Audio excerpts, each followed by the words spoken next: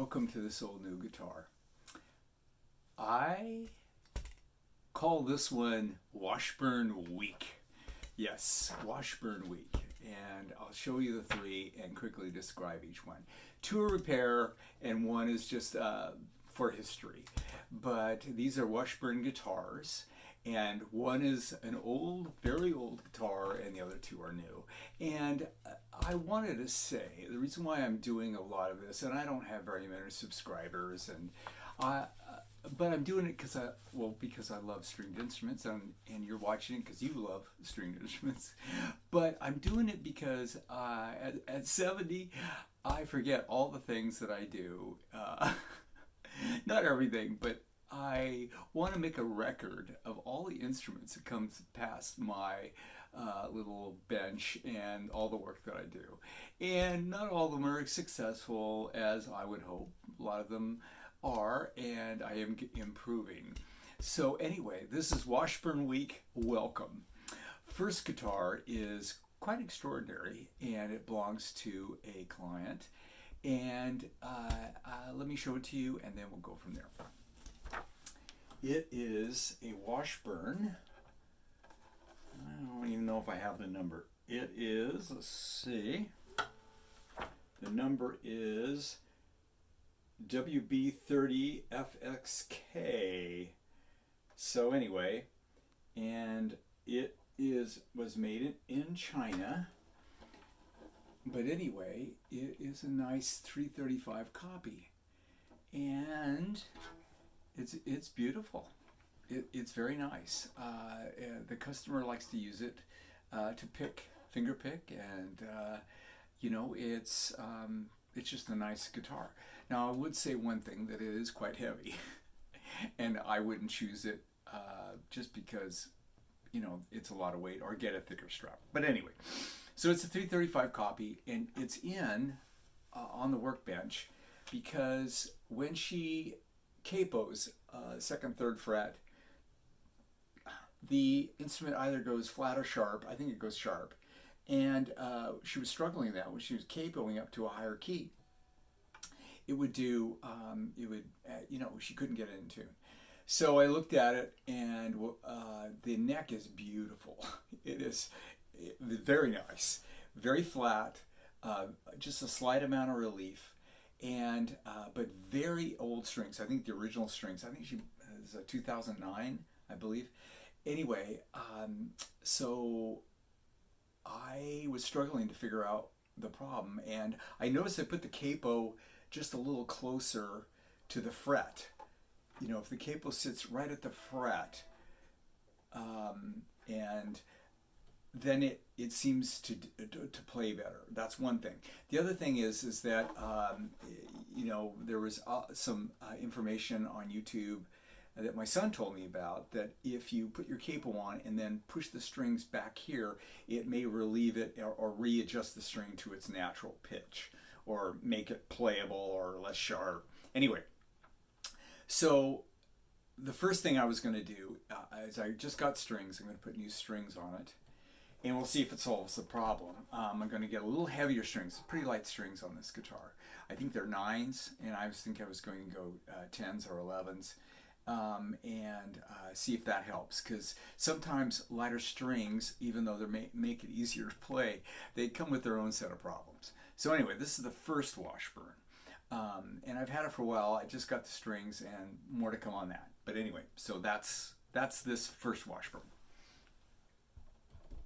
Second Washburn is my friend Ed's Washburn, and it is a anniversary model D98, and it's American Music, and I think American Music in Seattle. I think they had. I think this is a run of special guitars, and this is a Dreadnought 6-string, and it has a solid top, which is nice. Unfortunately, this guitar had a broken neck and was repaired. Although, it's not a perfect repair. It's not bad, And so, what it came in for me is that the first 3 frets, because my brother Ed plays a lot right up in this position. And so the frets were so worn that what I did, and this is the first time I've done this, is I pulled the first 3 frets, put new frets on that I got from Bill. Good old Bill. Thank you, Bill. And then I leveled everything, crowned it, and then with a new crowning file, by the way, a diamond crowning file from Stu Mack, what they call a Z file. I like them. They're really fast. In fact, they cut very well. Anyway, so this is done. I put new strings on it. He wanted elixir strings, and I put custom lights, I think is what they're called, on this, and it works pretty good. All the action's a little high. He plays mostly in these first positions up here, so I don't think that'll bother him, but there's plenty of room on the saddle, so if we needed to lower the action a little bit, that's possible. So that's number 2. And then the third Washburn is actually my old Lakeside, Lyon-Healy Lakeside, because they're all related. And I have a little interesting note of the material that I read on, this is quoting Wikipedia, and in Wikipedia it says that in 1912 Washburn introduced the Lakeside jumbo guitar, which is considered the first dreadnought of guitars, and it bridged the gap between smaller body parlor guitars of the late 19th century. Anyway, so this is around 1912, so that kind of helps me date this, because when I redid this, it had a little pressed in stamp, and I left it. It says Lakeside in here, and I left it. So 1912 to, so I would say that maybe the latest this was made was in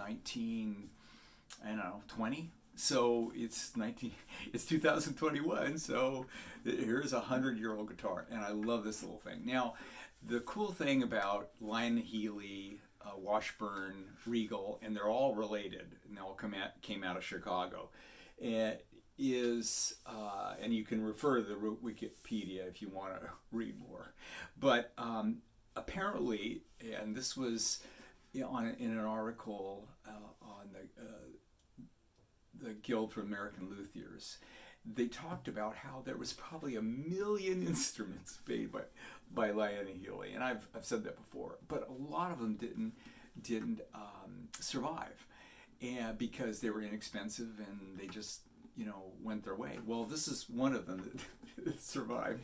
Of course, I had to do a lot to it to make it survive, but I love this little parlor guitar. Anyway, a wonderful style of guitar to own, just pleasant, and I'm pleased with the work.